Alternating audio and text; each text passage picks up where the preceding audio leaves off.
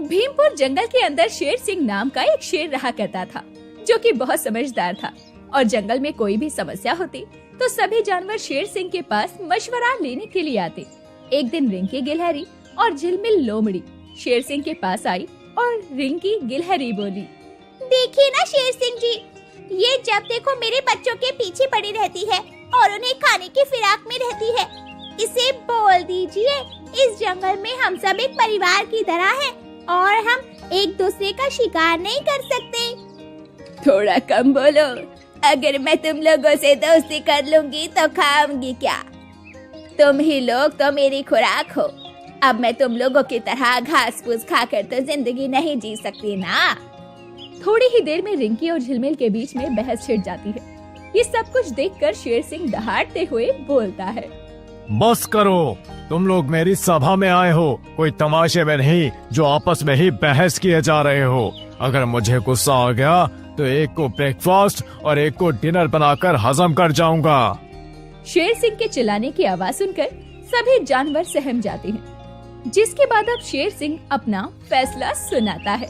शेर सिंह ने झिलमिल और रिंकी से कहा, मैं मानता हूँ कि रिंकी को अपने और अपने बच्चों की जान का खतरा है, लेकिन झिलमिल जो कर रही है वो उसका प्राकृतिक हक है।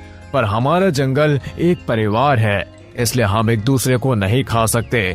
मैं भी दूसरे जंगल के जानवरों का शिकार करता हूँ और यही उम्मीद मैं सबसे करता हूँ। आज के बाद झिलमिल लोमड़ी जंगल की किसी भी जानवर का शिकार नहीं करेगी।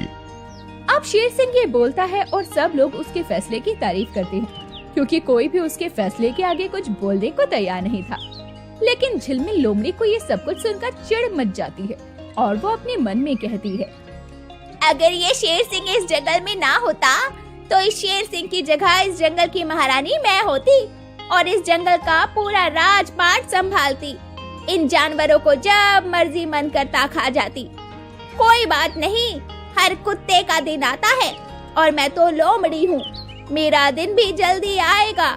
अच्छा दिन आएगा, अच्छा दिन आएगा। जिसके बाद अब झिलमिल शेर सिंह के कहे अनुसार जंगल से कुछ दूरी पर अपना शिकार ढूंढने के लिए जाती है। तभी वहाँ उसे शिकारी दिखाई देता है, जिसे देखकर वो डर जाती है। अरे ये क्या है? ये तो शिकारी है। अगर उसने मुझे देख लिया तो मुझे ले जाकर मेरी खाल के पर्स और जूते बना देगा, फिर मुझे किसी जू में भर्ती करवा देगा। मुझे छुपना होगा। अब झिलमिल ये बोलकर छुपने की कोशिश करती है, लेकिन तभी शिकारी उसे देख लेता है। शिकारी के पास झिलमिल लोमड़ी को फंसाने के लिए बहुत सारे उपकरण थे। वो लोमड़ी को पकड़ लेता है और झिलमिल लोमड़ी अपने प्राणों की गुहार लगाते हुए कहती है, साहब मुझे मत मारिए, वैसे भी इंसानों में मेरी ज्यादा मांग नहीं है। अगर आप किसी को अपने साथ ले जाना चाहते हैं तो आप हमारे जंगल के शेर सिंह को ले जाइए। वैसे भी वो बूढ़े हो चले हैं, आप आसानी से उन्हें अपने जाल में फंसा सकते हैं। ठीक है लोमड़ी, अगर तुम मुझे शेर सिंह का पता बता दोगी और इसे कैद करवाने में मेरी मदद करोगी तो मैं तुम्हारी जान बख्श दूंगा, और अगर ऐसा नहीं हुआ तो सोच लेना। जिसके बाद में झिलमिल अब दुष्ट शिकारी से हाथ मिला लेती है और अपने मन में बोलती है, अब ये शिकारी उस शेर सिंह को पकड़कर जंगल से ले जाएगा और किसी सर्कस में भर्ती कर देगा और इस जंगल पर मैं राज करूंगी। फिर देखती हूँ मुझे सुबह गिलहरी, शाम को बकरी खाने से कौन रोकता है। तो वहीं वो दुष्ट शिकारी अपने मन में बोलता है, एक बार ये झिलमिल लोमड़ी मुझे उस शेर सिंह को हासिल करने में मदद तो कर दे, उसके बाद इस लोमड़ी को भी मैं शेर सिंह के साथ किसी सर्कस के रूम में भर्ती करवा दूंगा, या फिर इसकी खाल का सामान बनाकर मार्केट में बेच दूंगा और बहुत पैसे कमाऊंगा।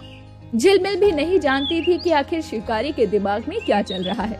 जिसके बाद अब झिलमिल शेर सिंह के रहने की गुफा शिकारी को दिखा देती है। शिकारी उसकी गुफा से कुछ ही दूरी पर एक बड़ा सा गड्ढा खोद देता है और झिलमिल और शिकारी कोने में छुपकर इंतजार करने लगते हैं। उस गड्ढे के ऊपर एक कपड़ा पड़ा हुआ था ताकि वो गड्ढा किसी को दिखाई ना दे, जो भी वहाँ से गुजरे उस गड्ढे में गिर जाए।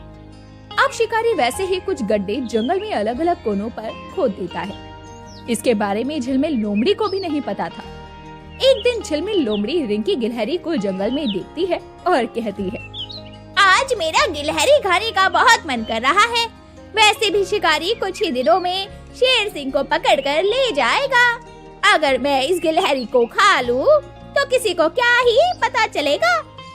इसके बाद में झिलमिल रिंकी गिलहरी का पीछा करने लगती है और भागते हुए वो शिकारी के खोदे हुए गड्ढे में गिर जाती है। उसके ऊपर कपड़ा पड़ा हुआ था। शिकारी गड्ढे के पास आया और कहने लगा, लगता है वो शेर सिंह इस गड्ढे में गिरकर फंस चुका है।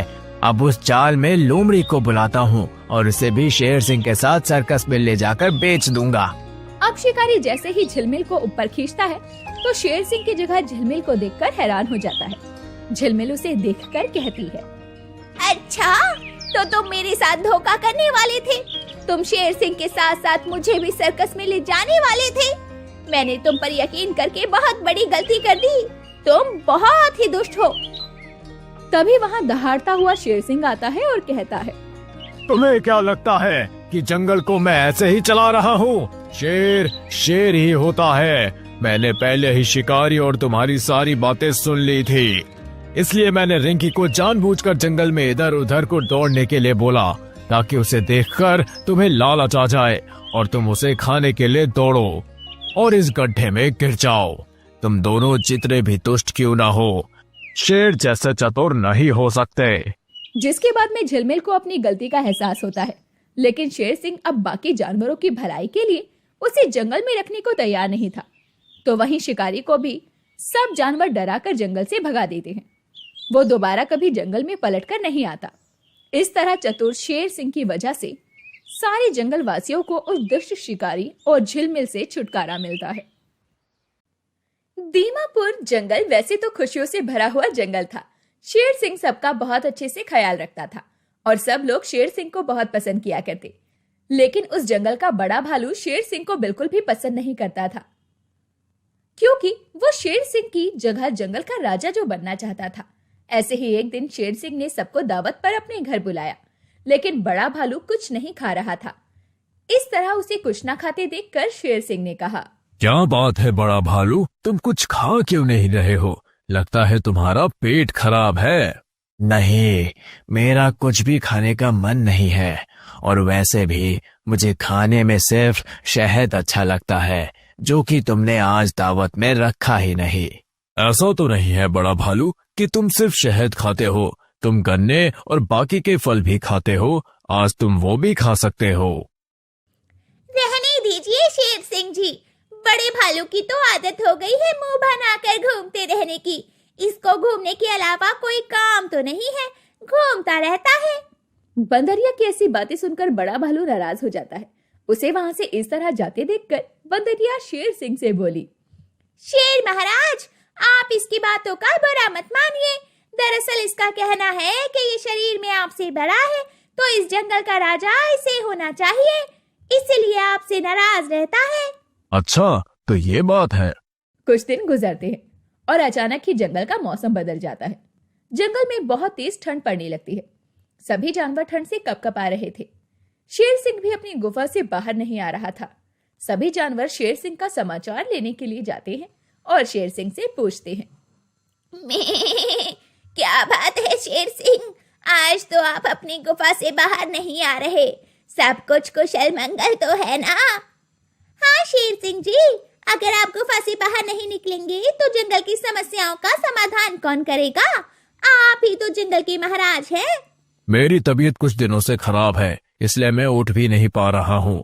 मैं चाहता हूँ कि जब तक मैं बीमार हूँ, मेरा उत्तराधिकारी मेरी जगह संभाले। अच्छा, आपका उत्तराधिकारी कौन है? हमें ये भी तो बता दीजिए। मैं चाहता हूँ कि जब तक मैं बीमार हूँ, मेरी जगह बड़ा भालू मेरे जंगल को संभाले, इसलिए अब राजा वो होगा। अब सभी जानवर ये बात बताने के लिए बड़े भालू के पास जाते हैं।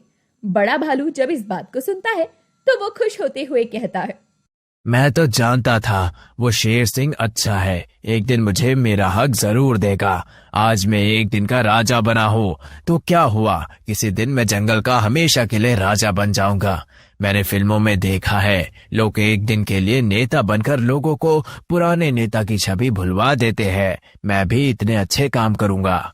जिसके बाद अब बड़ा भालू खुश हो जाता है और एक दिन का राजा बनने के लिए तैयार हो जाता है। वो जंगल के बीचों बीच बैठा हुआ था और सभी जानवर अपनी समस्याएं बता रहे थे। महाराज देखिए ना, ये गायत्री गाय मेरी सारी घास खा जाती है। मुझे खाने के लिए बिल्कुल भी घास नहीं मिलती। आप ही बताइए कि मैं क्या करूं? अरे महाराज, मैं भी तो घास खाकर ही जिंदा रहती हूँ। अगर मैं घास नहीं खाऊंगी तो क्या खाऊंगी? तभी बंदरिया ने बोला, महाराज कोई हल निकालिए। इस बार जंगल में केले की उत्पत्ति बहुत कम हुई है और हम बंदरों को केले बहुत पसंद है। मुझे समझ में नहीं आ रहा कि बिना केलों के हम बंदरों का गुजारा कैसे होगा। और सभी जानवर ऐसे ही एक एक करके अपनी समस्याएं बताते हैं। बड़ा भालू उन सब लोगों की इतनी सारी समस्याएं सुनकर पक जाता है और सर खुजाते हुए कहता है, बस बस, तुम लोगों की कितनी ज्यादा समस्याएं हैं। मुझे भी सोने के लिए थोड़ा समय चाहिए। मैं अभी अभी तो राजा बना हूँ। मैं सभी की समस्याओं का समाधान दे दूंगा। अभी जाओ यहाँ से और मेरे लिए अच्छे अच्छे पकवान लेकर आओ। मैं एक दिन का राजा जो हूँ। सभी जानवर अब बड़ा भालू की आओ भगत में लग जाते हैं। बंदरिया उसके पैर दबाती है और बकरी उसके लिए तरह तरह के खाने के फल लेकर आती है, लेकिन वो किसी की भी समस्या का समाधान नहीं बताता।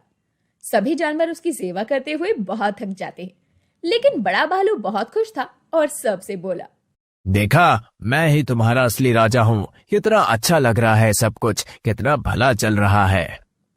सब जानवर ऐसे ही आपस में बातें कर रहे थे कि तभी जंगल में आग लग जाती है, जिससे पूरे जंगल में अफरा तफरी मच जाती है और सभी बड़े भालू से बोलते हैं, अरे बड़ा भालू, आप ही तो जंगल के महाराज हैं। आप बताइए कि क्या करना है? जंगल में आग लग गई है। हाँ बड़े भालू, आप ही बता सकते हैं कि क्या किया जाए, क्योंकि राजा ने तो एक दिन के लिए आपको राजा बनाया है। अब आप ही हम सबकी जान बचाइए। बताइए, हम सारे जानवर कहाँ जाएं? बड़ा भालू शरीर से तो बलवान था, लेकिन बुद्धि से नहीं। वो घबरा जाता है और सभी लोगों को लेकर शेर सिंह के पास जाता है और कहता है, शेर सिंह, जंगल में आग लग गई है। आप जंगल के महाराज हैं, हमारी मदद कीजिए और बताइए कि क्या करें, वरना सभी जंगल वासियों के घर तबाह हो जाएंगे। मैं तुम लोगों की मदद कैसे कर सकता हूँ? मैं तो एक दिन के लिए राजा नहीं हूँ। बड़ा भालू ही राजा है। तुम ही बताओ कि क्या करना है। मुझे अपनी गलती का एहसास हो गया है कि मैं इस जंगल की सत्ता नहीं संभाल सकता। मैंने बहुत बड़ी गलती की है जो आपसे मुकाबला करने चला था। अब आप ही अपना दिल बड़ा कीजिए और हमारी मदद कीजिए। जिसके बाद शेर सिंह सभी जानवरों को आइडिया देता है। हाथी अपनी सूंड में पानी भरकर लेकर आता है और वहीं बकरी, गाय और बाकी के जानवर तरह तरह के पत्ते तोड़ कर लाते हैं और आग पर डालते हैं ताकि आग बुझ जाए और हवा के संपर्क में ना आए। कुछ ही देर में आग बुझ जाती है और बड़ा भालू कहता है, मुझसे बहुत बड़ी गलती हो गई जो मैं आपसे मुकाबला करने चला था। आप ही इस जंगल के असली राजा हैं। मुझे एक दिन का राजा भी नहीं बनना। मुझे एक दिन का राजा बन के समझ आ गया, जिम्मेदारियां संभालना और जिम्मेदार इंसान पर ताने कसना दोनों अलग अलग बात होती हैं। जिसके बाद में अब बड़ा भालू सब लोगों से माफी मांगता है और महाराज से भी माफी मांगता है।